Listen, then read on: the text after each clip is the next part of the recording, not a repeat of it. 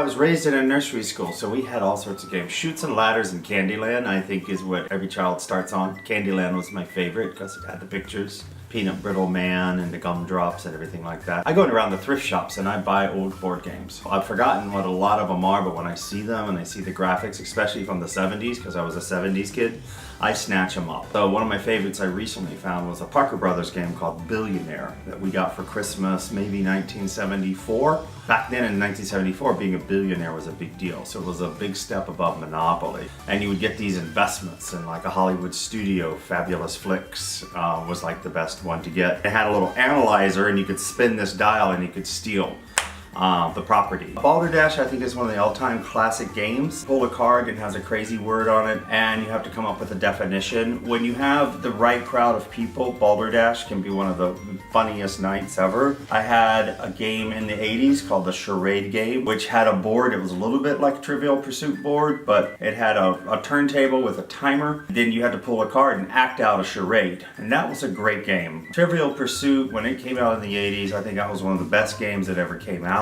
It made you feel stupid.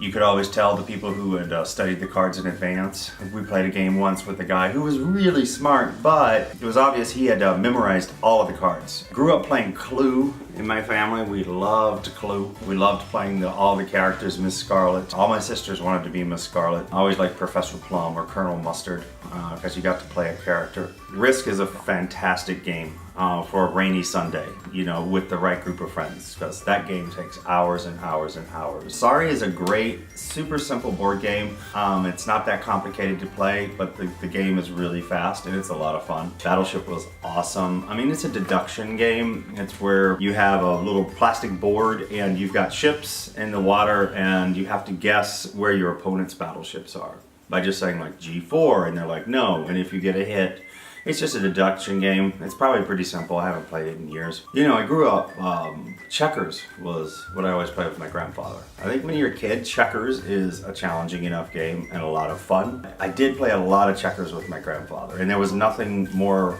rewarding than getting a king, getting crowned, and then having a double and being able to go everywhere on the board. I've always loved board games. I was the youngest kid. I had 3 older sisters, and I was the pesky little brother. And sometimes they'd play games with me, but normally they had already aged out of wanting to hang out with me, so I just started playing board games by myself and actually having a good time. So I would just pull out a game and I'd have 2 different colors. I'd be 2 different people. And then sometimes find myself rooting for one of me over the other, and I had to learn to just kind of neutralize and play both sides. So I played a lot of board games by myself. I know that's weird, but I had a lot of time alone and I, you know, made the best of it.